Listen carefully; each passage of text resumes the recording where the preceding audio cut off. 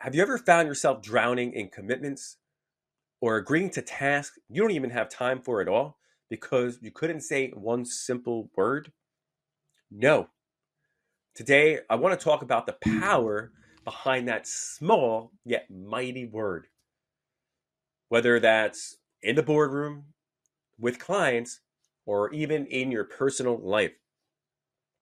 Learning to say no isn't just a skill, it's a game changer for your growth, your focus, and your overall sanity. So stick around with me today as I'm going to explore why saying no is not only okay, but absolutely essential for living a more purposeful life, you could say. What's up, everyone? I'm Jarod Lehn, founder of Socialtopia, and this is Fit for Business, episode 63. So, what can you expect to hear on today's episode, right?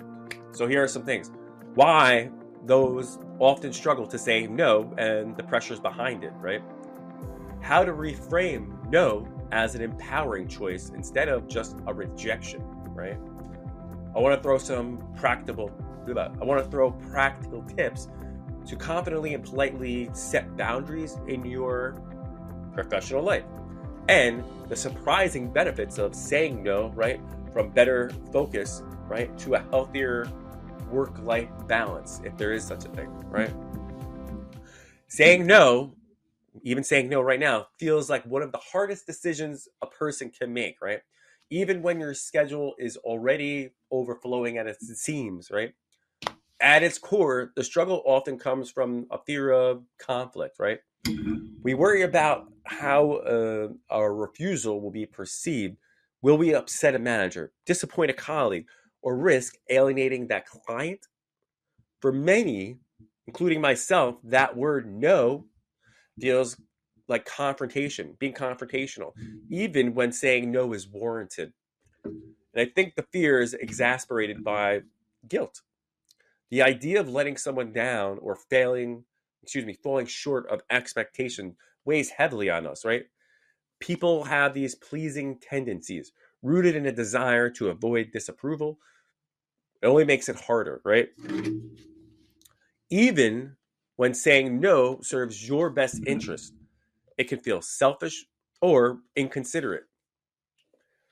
Looking at cultural and societal norms, they add another layer of complexity to this dynamic, right? From a young age, including myself, we're often taught and conditioned to be agreeable, right? I see this with my kids to an extent. We're taught to value harmony and to view saying yes as a sign of friendliness or teamwork, right? Fast forward into the workforce, the workplace. These ideas evolved into professional pressures.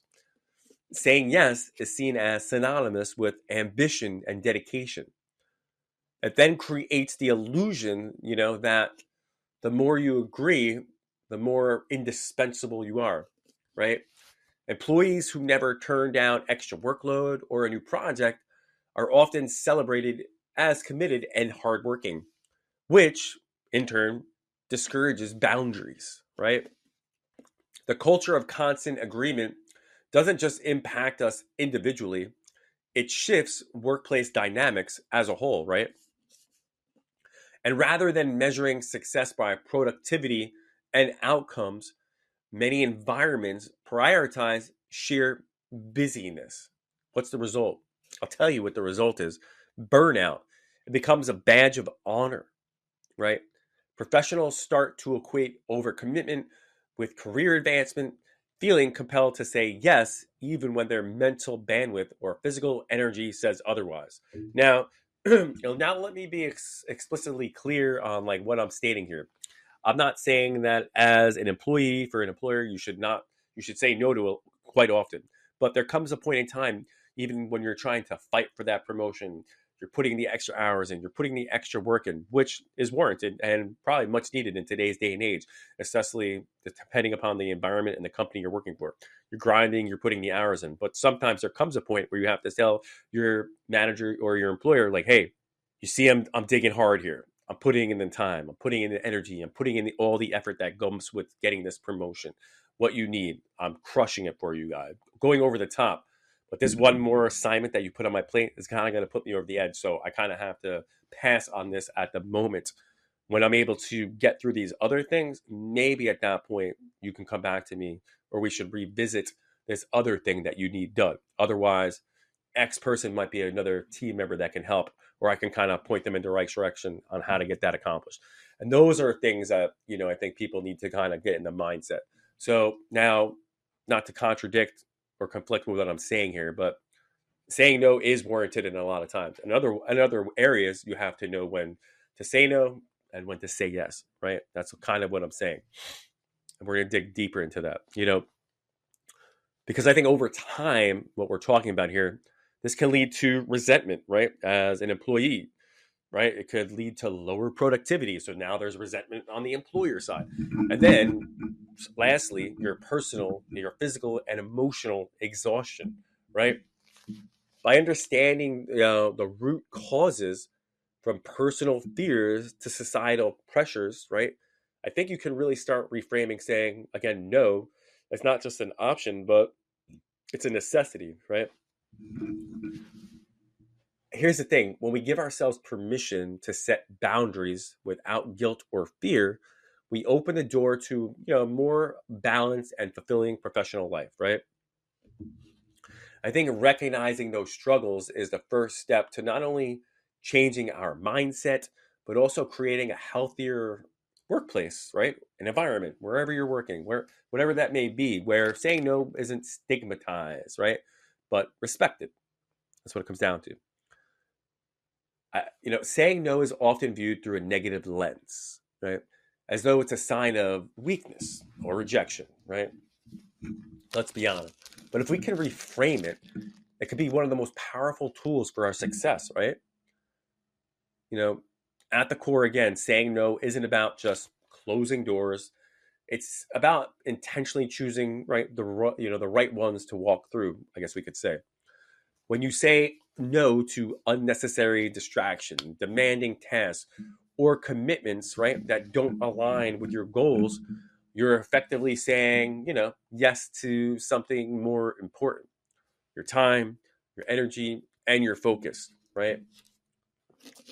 That shift in mindset transforms a perceived negative into a positive affirmation for yourself and your priorities, right? I guess let's look at it like this. One way to reframe no is to see it as an act of self-care and efficiency, right? Instead of perceiving it as letting someone down, think of it as creating a space to excel, what truly matters. For starters, when you say no, to taking on a non-essential task or project, again, you're actually saying yes now to that employer or team member to more. Now you're delivering higher quality results on the priorities you already had on your plate, right? This perspective shift, I think it's empowering. You should try using affirmations like, I'm saying yes to my success and I'm saying no to this request, right? Try that. Maybe not in that particular verbiage, but I think that small mental tweak will help reduce that guilt that we feel sometimes, that often accompanies declining opportunities. Professionals and leaders, they have to understand that setting boundaries is not selfish, right, for their own and their employees' own, but it will help with long-term success. Healthy limits allow you to work smarter, not harder, right? And prevent that burnout that comes from overextension. Leaders, I think, who respect their own boundaries model responsible behavior for their team as well, fostering a workplace that values balance and sustainability, right?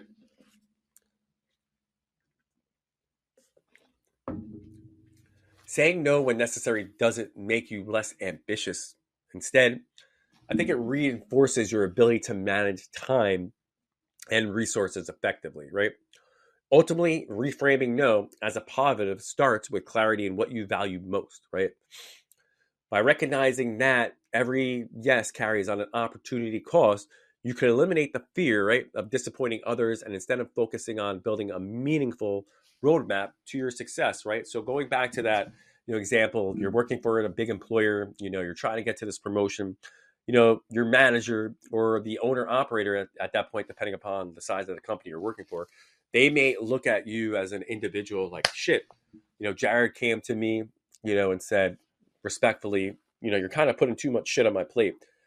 He's busted his ass. He's working hard. Like, I don't want him to get burnt out. Like, he's kind of right in a sense.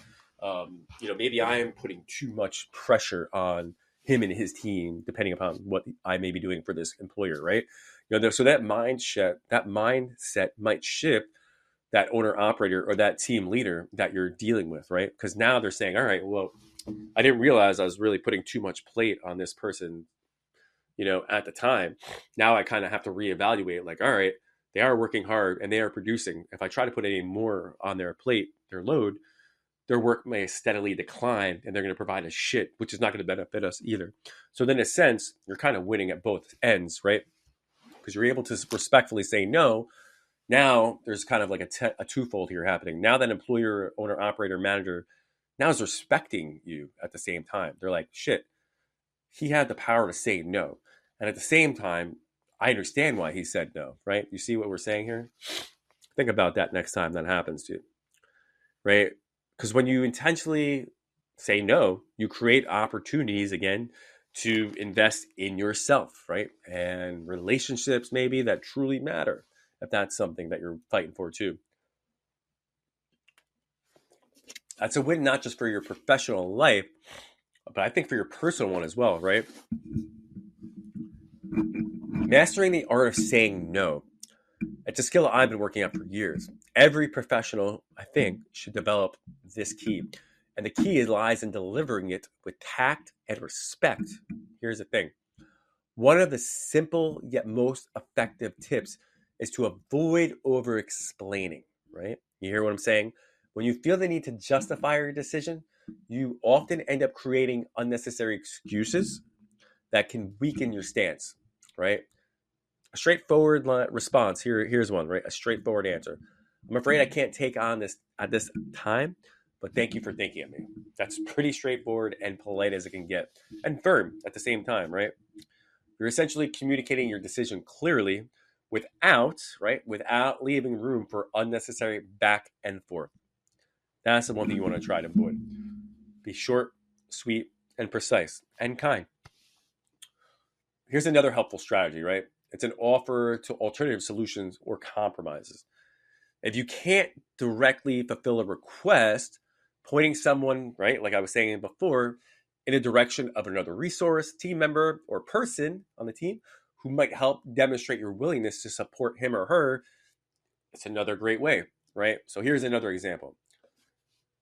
Here's one. Okay, so I'm unable to join that project right now, but I think Johnny might have the bandwidth to assist you on that. Point game match, right? Easy peasy. That approach not only softens the no, but that also positions you as a problem solver rather than someone who simply says, no, can't do it, right? Without contributing. Because now you said no, but you said, hey, this person can help you there. Assertiveness is also crucial when delivering no, right? The language you should use should be clear, confident, and this is important, respectful. Avoid vague or hesitant phrases like, I don't think I can, which might lead the other party to push harder. Instead, try opting out like this. I won't be able to commit to this at this moment, but I appreciate you understanding. You see what we did there? Assertive language reinforces your boundaries and now leaves less room for that negotiation on the other end, making it easier to stay firm of your overall decision. So ultimately, saying no with professionalism is really about striking the right balance between maintaining your boundaries while nurturing those relationships, right?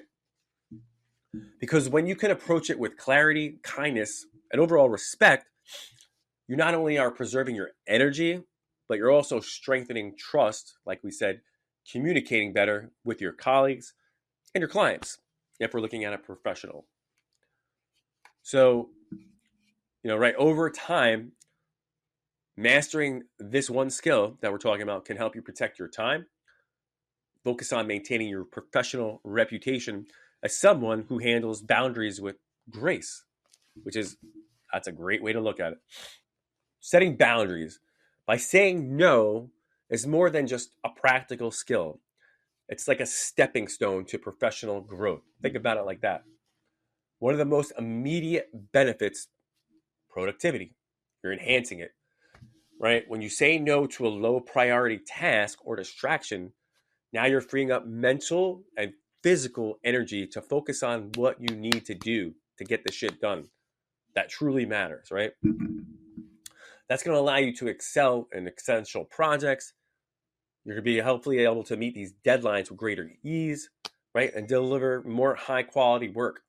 Saying no is about doing less work. It's about doing the right work. Over time, right, this can help you stand out as a professional who prioritizes results and impact. Another significant advantage really is earning respect from your colleagues and your superiors. We all want that. We all want respect. Professionals who communicate, articulate their boundaries. When you set limits, you show that you have a strong understanding of your priorities, right? Which fosters trust in making your decisions even greater, right? Let me throw another curveball your way. You decline a non-essential meeting because you're dedicating time to, I guess, let's say, strategic projects, which signal others that you don't want to work hard. You're working smarter. That kind of respect just elevates your reputation on the day-to-day level, right? But at this same time, it can position you for leadership opportunities down the line. So think about it like that. Saying no also plays a vital role in avoiding burnout, as we're talking about, and maintaining more of that hopeful equal work-life balance if you have that, right? Many professionals, like myself, we fall into the trap of overcommitting, overextending ourselves, leading to the burnout, exhaustion, diminishing returns on our efforts, right? By setting boundaries, you protect, right, your overall well-being, ensuring you have the bandwidth to perform at your best, right? Here's another example. When you refuse to take on extra work, extra hours, you're not only prioritizing your personal life, but you can return your tasks the next day with renewed energy, more focus, right? That's the key. And that's the balance, right? Sustaining long-term success and avoiding the pitfalls of chronic stress. We want to avoid that, right? Ultimately, the professional benefits of saying no go beyond the immediate impact of just saying no. By being able to practice that skill, you should be able to create a foundation, right, for sustainable growth and just overall healthier you and work relationship, right? You should become more efficient, gain more respect from those around you, right? And just protect your overall well-being, right? It's not just about being a better professional, but more effective and a fulfilled person or individual, right? So where are we going with this? If you haven't figured it out yet, right? Saying no, when done thoughtfully, isn't a limitation. It's an opportunity to thrive, hands down. So we spoke a lot in this episode, right, of the podcast Fit for Business, unpacking the power of saying no, right? Hopefully you learned something that you didn't already know. You feel better about being able to say no.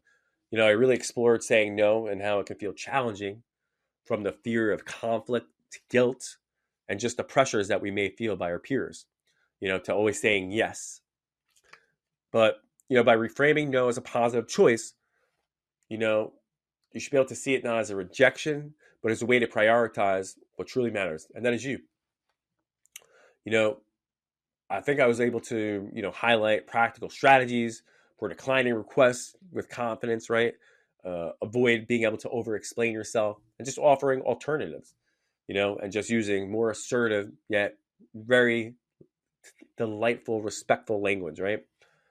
These tools, call them tools, they should not only help you maintain professional relationships, give you more time to protect your time and your energy. So, with that being said, this week, I want to challenge you to put this practice, I want to challenge you to practice by saying no at least one time. One time, just say no one time, right? It has to be in a definitive meaning, right? Whether it's an extra task, extra project, a meeting, or anything that doesn't align with your priorities, right? Just doesn't align. You're overbeared. Your workload's through the roof. Now, don't get it twisted. I'm not saying to not say no to an opportunity, right? Or something that can help you in the immediate or distant future. If your workload is overbeared right now, you're buried, you're feeling burnt out, this is a fine line and the fine time to say no, right?